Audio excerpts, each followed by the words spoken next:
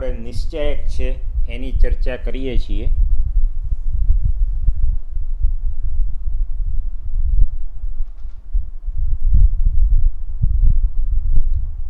તો નિશ્ચયકની વ્યાખ્યા માટે સૌથી પહેલાં ધારો કે એમ એ ચોરસ શ્રેણિકનો ગણ છે.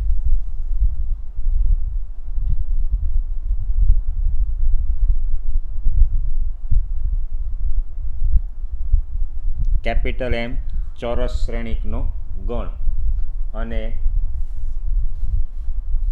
એક આપણે વ્યાખ્યાયિત કરીએ કે કેપિટલ કે છે એ વાસ્તવિક અથવા સંકર સંખ્યાનો ગણ. વાસ્તવિક અથવા સંકર સંખ્યાનો ગણ. તો આ જે વિધેય છે એફ, ક્યાંથી એમથી કેનું કઈ રીતે વ્યાખ્યાયિત છે? તો કે એફ ઓફ એ ને શ્રેણિક એનો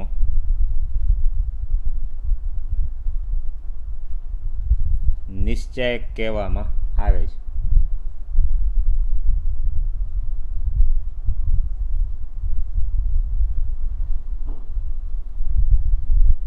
આ નિશ્ચયકની વ્યાખ્યા થઈ. કેપિટલ એમ છે એ શું છે? ચોરસ શ્રેણિકનો ગણ. ચોરસ શ્રેણિકનો જ નિશ્ચયક મળે. તો એ કેપિટલ એ છે એ કોઈ ચોરસ શ્રેણિક હોય તો એફ ઓફ એ છે એને એનો નિશ્ચયક, અને એફ ઓફ એ છે એને સંકેતમાં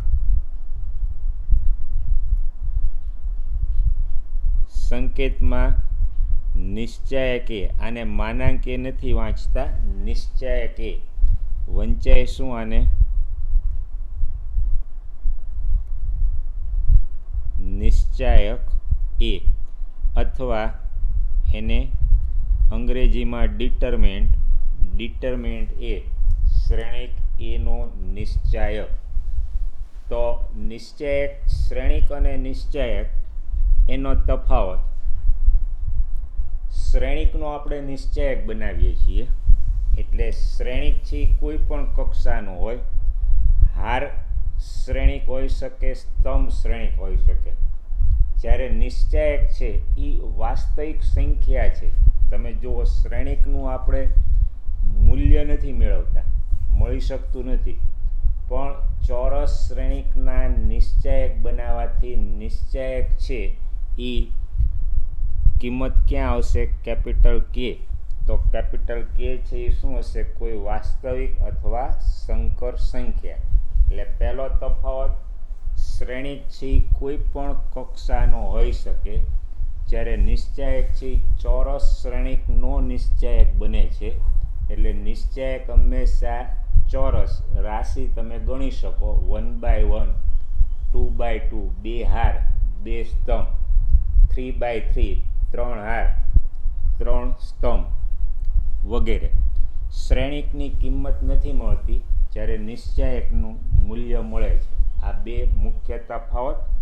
પહેલો તફાવત, શ્રેણિક કોઈ પણ કક્ષાનો હોય, જ્યારે નિશ્ચયક હંમેશા ચોરસ હોય, એટલે કે 1/1, 2/2, 3/3, 3 હાર 3 સ્તંભ વગેરે. શ્રેણિકની કિંમત નથી મળતી, એ વાસ્તવિક સંખ્યા અથવા સંકર સંખ્યા કે કોઈ પણ સંખ્યાની લંબચોરસ સારણી સ્વરૂપે ગોઠવણ છે. જ્યારે નિશ્ચયક છે એનું મૂલ્ય મળે છે. ત્રીજો તફાવત નોંધી રાખો, શ્રેણિકને કોઈ વાસ્તવિક સંખ્યા કે વડે ગુણો, કે ઇન્ટુ એ છે, તો શ્રેણિક એના દરેક ઘટકને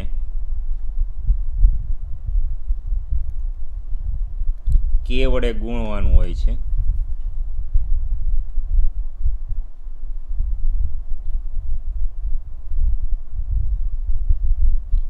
જ્યારે નિશ્ચયકમાં તમે કે વડે ગુણો ત્યારે નિશ્ચયકની કોઈ એક હાર અથવા એક સ્તંભ એના જ પ્રત્યેક ઘટકને કે વડે ગુણવાનું હોય છે. આ ત્રીજો મહત્વનો તફાવત. નંબર 1, શ્રેણિક કોઈ પણ કક્ષાનો હોય, નિશ્ચયક હંમેશા ચોરસ હોય. 1/1, 2/2, 2 હાર 2 સ્તંભ, 3/3, 3 હાર 3 સ્તંભ. બીજો તફાવત, શ્રેણિકની કિંમત નથી મળતી, એ વાસ્તવિક અથવા સંકર સંખ્યાની લંબચોરસ સારણી સ્વરૂપની ગોઠવણ છે, જ્યારે નિશ્ચયકનું મૂલ્ય મળે છે. ત્રીજો તફાવત કે શ્રેણિકને કોઈ શૂન્યેતર સંખ્યા કે વડે ગુણીએ છીએ ત્યારે શ્રેણિકના દરેક ઘટકને કે વડે ગુણવાનું હોય છે, જ્યારે નિશ્ચયકમાં આપણે કે વડે ગુણીએ ત્યારે કોઈ એક પંક્તિ અથવા સ્તંભના પ્રત્યેક ઘટકને આપણે કે વડે ગુણીએ છીએ. હવે પહેલું, એક કક્ષાનો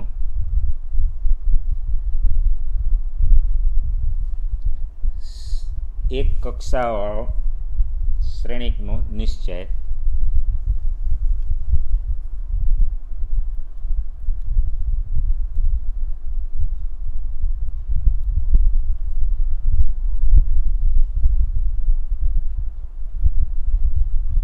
તો એને આપણે નિશ્ચયક એ વડે દર્શાવશું.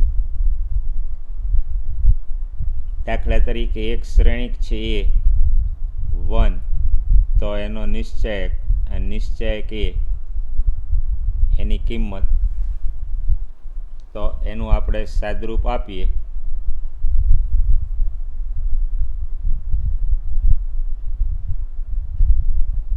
તો આની કિંમત 1 જ મળશે.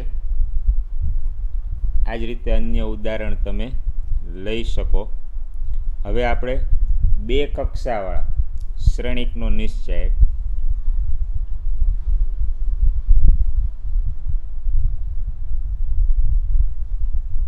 બે કક્ષાવાળા શ્રેણિકનો નિશ્ચયક.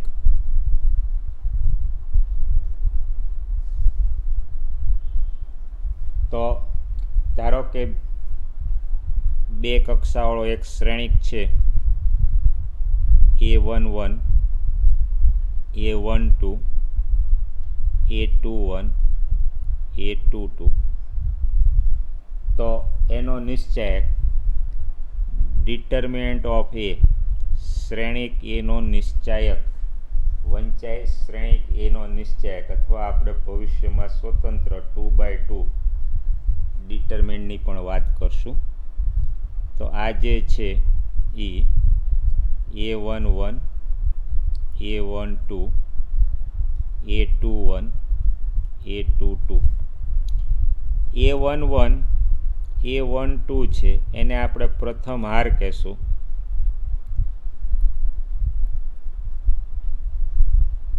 A21, A22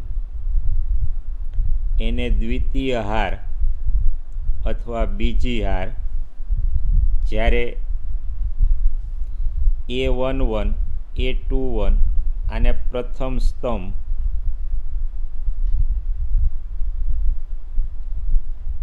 સ્તંભ, એ જ રીતે A21, A22 એને દ્વિતીય સ્તંભ અથવા બીજો સ્તંભ, A11, A22 એને અગ્રવિકર્ણ, અને A12,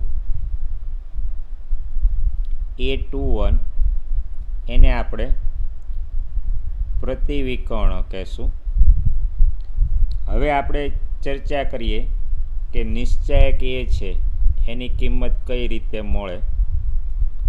તો A11, A12, A21, A22 આ શ્રેણિક એ છે એનો નિશ્ચયક, તો એનું મૂલ્ય આપણને અગ્રવિકર્ણના ઘટકોનો ગુણાકાર ઓછા પ્રતિવિકર્ણના ઘટકોનો ગુણાકાર A11 A22 ઓછા A12 A21, આને આપણે નિશ્ચયક એનું મૂલ્ય અથવા વિસ્તરણ અથવા કિંમત કહેશું અગ્રવિકર્ણના ઘટકોનો ગુણાકાર ઓછા પ્રતિવિકર્ણના ઘટકોનો ગુણાકાર. ધારો કે એક શ્રેણિક છે એ 2 3 4 1. પ્રશ્ન આ રીતે છે કે ડિટરમિનન્ટ એ મેળવો. ડિટરમિનન્ટ એ મેળવો એટલે શ્રેણિક એના નિશ્ચયકનું મૂલ્ય મેળવો, અથવા આમ પણ પૂછી શકે ડિટરમિનન્ટ એ મેળવો. તો શ્રેણિક એ એનો નિશ્ચયક, તો ડિટરમિનન્ટ એ તો શ્રેણિક છે એનો નિશ્ચયક બનાવીએ 2 3 4 1. હવે આનું વિસ્તરણ આપણને ખબર છે અગ્રવિકર્ણના ઘટકોનો ગુણાકાર, એટલે 2 × 1 અગ્રવિકર્ણના ઘટકોનો ગુણાકાર 2 × 2 ઓછા પ્રતિવિકર્ણના ઘટકોનો ગુણાકાર 4 × 12.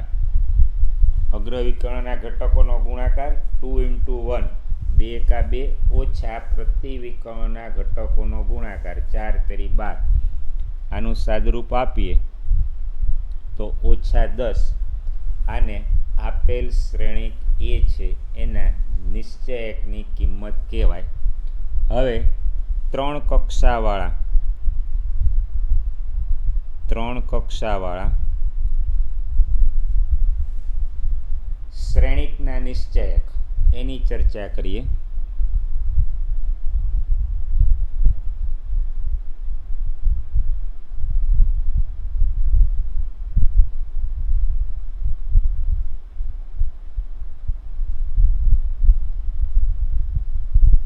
તો ધારો કે એક ચોરસ શ્રેણિક 3 × 3 A11 A12 A13 A21 A22 A23 A31 A32 A33. તો આ 3 × 3 કક્ષાનો શ્રેણિક છે, ચોરસ શ્રેણિક છે. તો આના નિશ્ચયકનું સંકેત ડિટરમિનન્ટ એ, નિશ્ચયક એ. ખાસ ધ્યાન રાખો આ માનાંક નથી, અને વાંચશું આપણે નિશ્ચયક એ. તો નિશ્ચયક એ છે એની કિંમત 3 × 3 ની આપણે ચર્ચા કરીએ. A11 A12 A13 A21 A22 A23 A31 A32 A33. તો પ્રથમ પંક્તિનો ઘટક લેવાનો A11. આની કિંમત કઈ રીતે મળે એ તમે જુઓ. A11. હવે એને સમાવતો સ્તંભ અને પંક્તિ છોડી દેવાના. એને સમાવતો સ્તંભ અને પંક્તિ છોડી દો. A11 ને સમાવતો સ્તંભ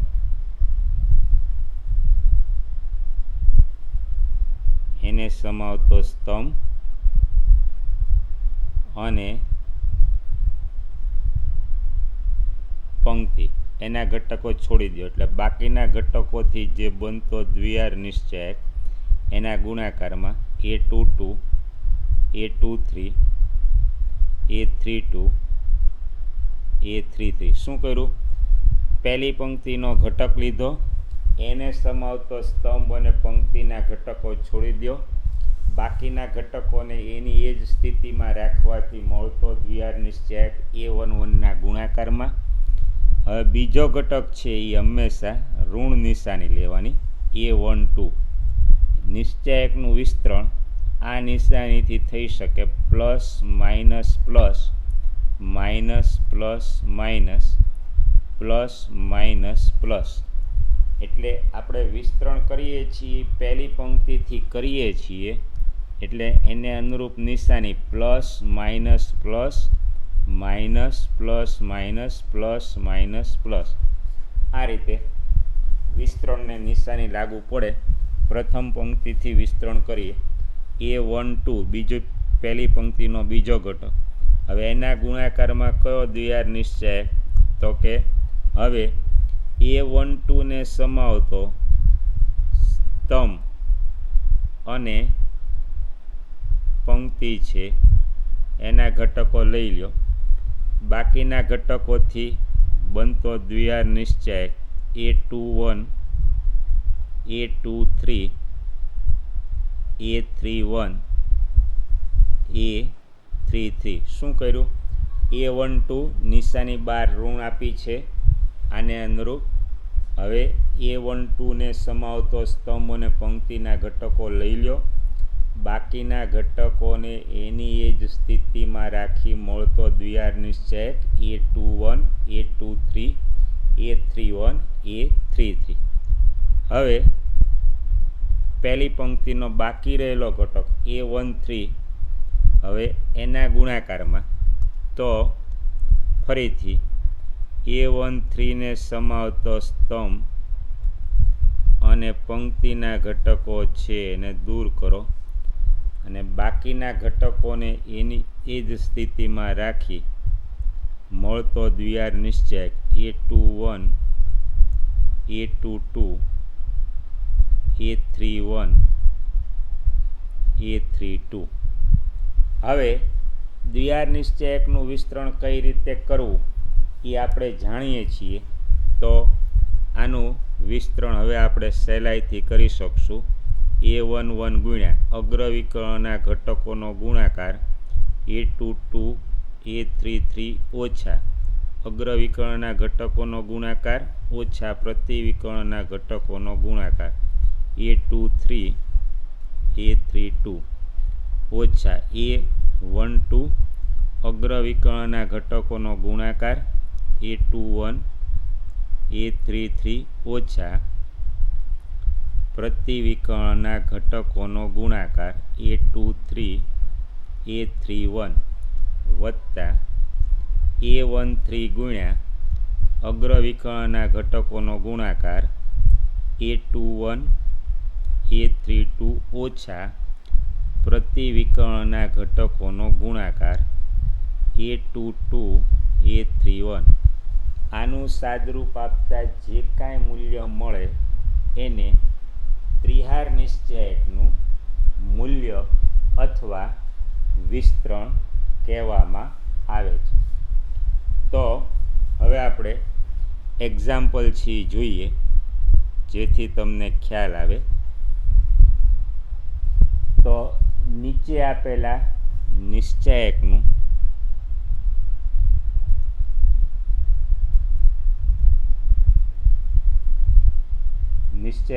મૂલ્ય શોધો.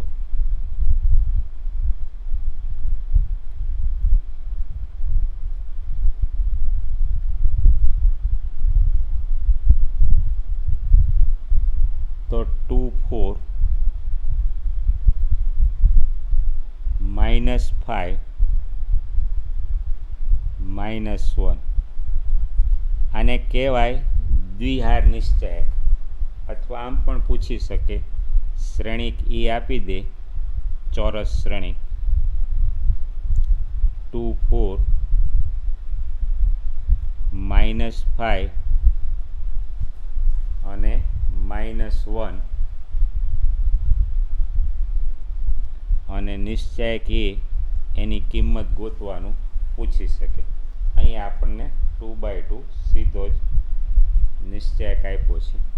તો અગ્રવિકર્ણના ઘટકોનો ગુણાકાર 2 × -1 ઓછા પ્રતિવિકર્ણના ઘટકોનો ગુણાકાર ઓછા 5 × 4. જો શું કર્યું? અગ્રવિકર્ણના ઘટકોનો ગુણાકાર 2 × -1 અને ઓછા પ્રતિવિકર્ણના ઘટકોનો ગુણાકાર. આ ઓછા પ્રતિવિકર્ણના ઘટકોનો ગુણાકાર. તો હવે આનું સાદરૂપ 2 × -1 -2 ઓછા 5 ચોક 20 ઓછી ઓછા વત્તા એટલે ઓછા 2 વત્તા 20 એટલે આનું સાદરૂપ તમે જોઈ શકો છો 18. તો આને દ્વિઆર નિશ્ચયક, આપેલ દ્વિઆર નિશ્ચયકનું મૂલ્ય આપણે મેળવ્યું. બીજો જે એક્ઝામ્પલ છે એ જુઓ. cos θ દ્વિઆર નિશ્ચયક minus sin θ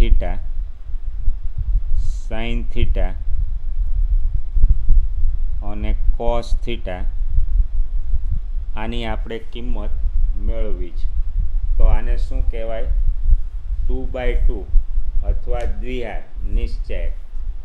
cos θ minus sin θ એને શું કહેવાય? પ્રથમ પંક્તિ. sin θ cos θ છે એને શું કહેવાય? દ્વિતીય પંક્તિ. તો આની કિંમત હવે કઈ રીતે મળશે? તો અગ્રવિકર્ણના ઘટકોનો ગુણાકાર cos θ × cos θ ઓછા. હવે જો શું કર્યું આપણે? અગ્રવિકર્ણના ઘટકોનો ગુણાકાર, હવે ઓછા પ્રતિવિકર્ણના ઘટકોનો ગુણાકાર એટલે ઓછા sin θ × sin θ. અગ્રવિકર્ણના ઘટકોનો ગુણાકાર એટલે cos θ × cos θ ઓછા, વિસ્તરણમાં ઓછા આવે છે, પ્રતિવિકર્ણના ઘટકોનો ગુણાકાર એટલે sin θ × sin θ. આનું સાદરૂપ જોઈએ તો cos θ × cos θ એટલે cos² θ અને અહીંયા ઓછી ઓછા વત્તા sin θ × sin θ એટલે sin² θ અને નિત્યસમથી cos² θ પ્લસ sin² θ શું થશે? 1. એટલે આની જે કિંમત છે એ આપણને શું મળશે? 1. ત્રીજો એક્ઝામ્પલ છે આપણે જોઈએ. તો સ્વતંત્ર રીતે પણ નિશ્ચયક વ્યાખ્યાયિત થઈ શકે અને વિધેયથી M ચોરસ શ્રેણિકનો ગણ અને K કોઈ વાસ્તવિક અથવા સંકર સંખ્યાનો ગણ હોય તો આ જે વિધેય છે f m થી k અને f ઓફ a એને આપણે શું કહીએ છીએ? a નો નિશ્ચાયક. અને a છે એ શું છે? Belongs to m. M શું છે? ચોરસ શ્રેણિકનો ગણ. તો આ જે વિધેય છે f m થી k ને એને શ્રેણિકનો નિશ્ચાયક કહેવામાં આવે છે. હવે એક બીજું ઉદાહરણ છે જુઓ. નીચેના દ્વિઆર નિશ્ચયકની કિંમત મેળવવાની છે. x² ઓછા x plus 1 x minus 1 x plus 1 અને x પ્લસ 1. તો આ દ્વિઆર નિશ્ચયકની આપણે કિંમત મેળવવી છે. તો વિસ્તરણ છે આપણે જાણીએ છીએ કઈ રીતે થશે? અગ્રવિકર્ણના ઘટકોનો ગુણાકાર x² minus x plus 1 into x plus 1. અગ્રવિકર્ણના ઘટકોનો ગુણાકાર ઓછા પ્રતિવિકર્ણના ઘટકોનો ગુણાકાર એટલે x plus 1 into x minus 1. તો અગ્રવિકર્ણના ઘટકોનો ગુણાકાર ઓછા પ્રતિવિકર્ણના ઘટકોનો ગુણાકાર. તો આ જે ગુણાકાર છે એ તમે જાણો છો શું થશે? આ ગુણાકારનું સાદરૂપ x³ પ્લસ 1નો ઘન a વત્તા b બીજા કૌંસમાં a વર્ગ ઓછા ab વત્તા b વર્ગ એટલે a ઘન વત્તા b ઘન સૂત્ર મુજબ શું થશે? x³ પ્લસ 1નો ઘન ઓછા આનો ગુણાકાર a plus B into a minus B a square minus B square એટલે એક્સ સ્ક્વેર માઇનસ 1. હવે આનું સાદરૂપ જોઈએ, એક્સ ઘન પ્લસ 1 માઇનસ એક્સ સ્ક્વેર ઓછી ઓછા વત્તા. તો હવે આનું સાદરૂપ તમે જોઈ શકો છો, દ્વિહાર નિશ્ચયકનું મૂલ્ય અથવા વિસ્તરણ એક્સ ઘન ઓછા એક્સ સ્ક્વેર 1 પ્લસ 1 2. તો આ આપણને જવાબ મળી ગયો, દ્વિહાર નિશ્ચયકનું મૂલ્ય અથવા વિસ્તરણ. હજી એક એક્ઝામ્પલ છે, જુઓ. તો જો એ છે એ દ્વિહાર 2x2 કક્ષાનો શ્રેણિક 1 2 4 2. તો સાબિત કરો કે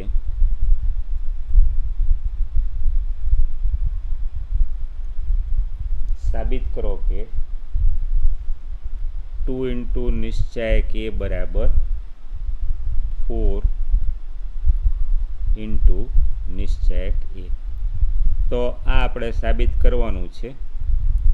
પહેલાં 2a નો નિશ્ચાયક છે, ડાબી બાજુ શ્રેણિક a, એના દરેક ઘટક છે એને 2 વડે ગુણી અને એના નિશ્ચાયકનું મૂલ્ય છે.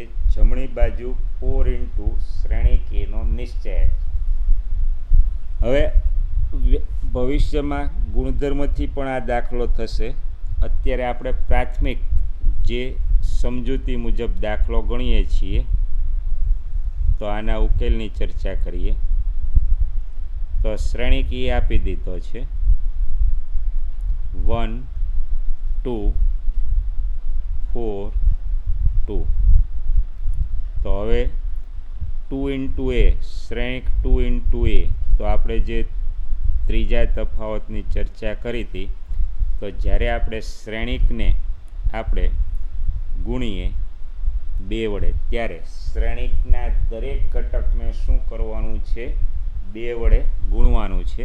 એટલે શ્રેણિકના દરેક ઘટકને 2 વડે ગુણીએ 2 2 દુ 4 4 દુ 8 અને 2 દુ 4. આ 2 ઇન્ટુ એ, શ્રેણિક એના દરેક ઘટકને 2 વડે ગુણ્યું.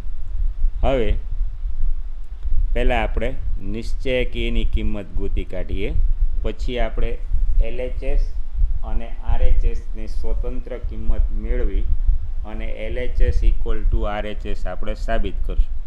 તો શ્રેણિક એનો નિશ્ચાયક તો 1 2 4 2. તો અગ્રવિકર્ણના ઘટકોનો ગુણાકાર 2 એકા 2 ઓછા પ્રતિવિકર્ણના ઘટકોનો ગુણાકાર 4 દુ 8. આનું સાદરૂપ કેટલું મળશે? -6. તો હવે આના આધારે તમે જુઓ, તેથી LHS ડાબી બાજુ શું છે?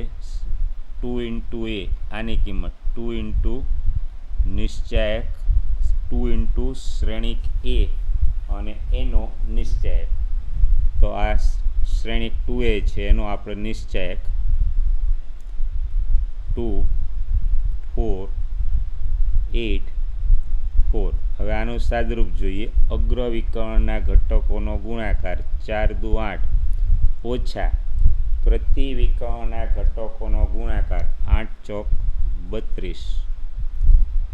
અગ્રવિકર્ણના ઘટકોનો ગુણાકાર એટલે 2 ઇન્ટુ 4 8 ઓછા પ્રતિવિકર્ણના ઘટકોનો ગુણાકાર 8 ચોક 32. તો આનું સાદરૂપ છે કેટલું મળશે? -24. આને આપણે પરિણામ 1 કહી દઈએ. હવે RHS, તો RHS થી શું છે? 4 ઇન્ટુ શ્રેણિક એનો નિશ્ચાયક. તો 4 ઇન્ટુ શ્રેણિક એના નિશ્ચાયકની કિંમત આપણે મેળવેલી છે -6. તો -6 આનો ગુણાકાર કેટલો થશે? -24. આને પરિણામ 2 કહી દઈએ. પરિણામ 1 અને 2 પરથી